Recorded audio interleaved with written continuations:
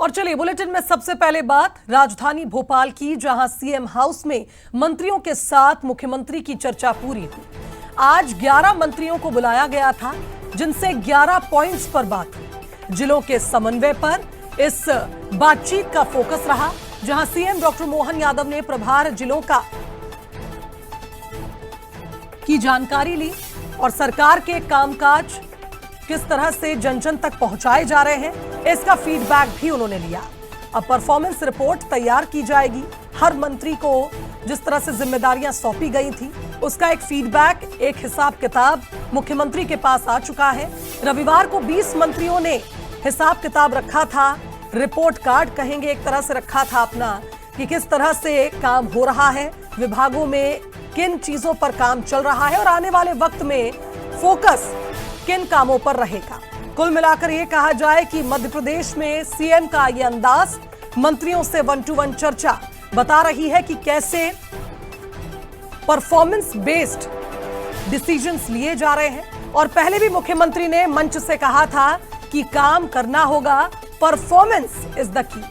Executive editor Manoj Saini का रुख करेंगे, हमारे साथ इस खबर पर जुड़ रहे हैं। मनोज जी, रविवार को 20 मंत्री पहुंचते हैं, बताते हैं मुख्यमंत्री को कि किस तरह से उनके विभागों में काम चल रहा है, सरकार के काम जन जन तक कैसे वो पहुंचा रहे हैं।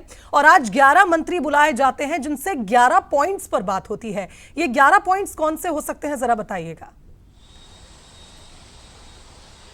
देखिए, मुख्यमंत्री डॉक्टर मोहन यादव और संगठन के मुखिया हेमंत खंडेलवाल, या हम करें महेंद्र सिंह, शिव प्रकाश जी, अजय जामवाल जी, इस तमाम लोगों ने बात की है। लेकिन 11 बिंदु वही है। 11 बिंदु में मुख्य रूप से कोऑर्डिनेशन पर विशेष फोकस रहा है कि जिलों का जो कोऑर्डिनेशन है, जिलों का जो समन्वय है, वो किस तरह का आप लोग कर रहे हैं। कई जगह से तो खबरें ये भी आई कि जिलों के प्रभार वाले जिलों में जितना मंत्रियों को जाना चाहिए था वो नहीं पहुंचे। तो इस पर आपत्ति भी जताई गई है कि आखिर क्यों आप नहीं पहुंच पाए हैं और क्या ऐसी वजह रही। मंत्रियों से ये भी कहा था कि एक रात जिलों में गुजारे, तो कई मंत्री वो भी नहीं कर पाए। तो कुछ चीजें ऐसी सामने आई जिसको लेकर हिदायत भी दी गई है। लेकिन मुख्य मुद्दा यही है कि बीजेपी ये चाहती है, मुख्यमंत्री डॉक्टर मोहन यादव ये चाहते हैं कि जो सरकार का 2.5 साल का परफॉर्मेंस रहा है, जिस तरह के काम हर एक विभाग में हुए हैं, वो अपने विभाग के कामों को कम से कम वहां तक लेकर जाए और अपने विभाग के साथ सरकार की जो मंशा है, जो नवाचार है, वो जनता के सामने रखे।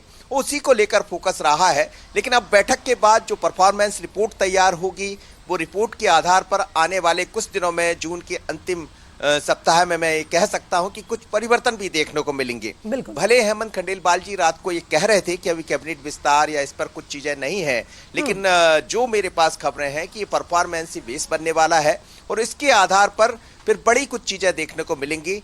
मुद्दा है 2.5 साल में सरकार ने क्या काम किया है, प्रभार वाले जिलों में आप कैसे रहे, जनता के मुद्दों तक आप जनता के सामने किस तरह रख पाए और जनता क्या हमसे उम्मीद करती है। इस तरह के कुल मिलाकर 11 बिंदु थे।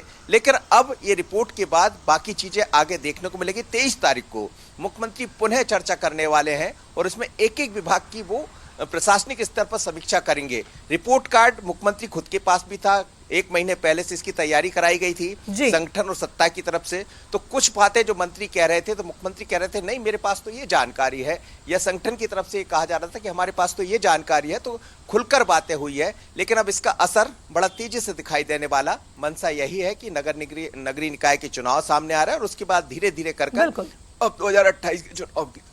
बिल्कुल, यानी कुल मिलाकर मनोज जी ये कहना गलत नहीं होगा कि अब तक का सबसे बड़ा परफॉर्मेंस टेस्ट हुआ है सीएम हाउस में। लगातार बैठकें हुई, मंत्रियों से 1 to 1 चर्चा हुई और अब आने वाले वक्त में यह भी देखने को मिलेगा कि जो उम्मीदें हैं, चाहे संगठन की हो चाहे मुख्यमंत्री की हो, किस तरह से विभागवार काम होता है, जमीनी स्तर पर कितनी एक्टिविटी बढ़ती है मंत्रियों की, यह आने वाले वक्त में पता चलेगा। बहुत शुक्रिया आपका इस विश्लेषण के लिए। और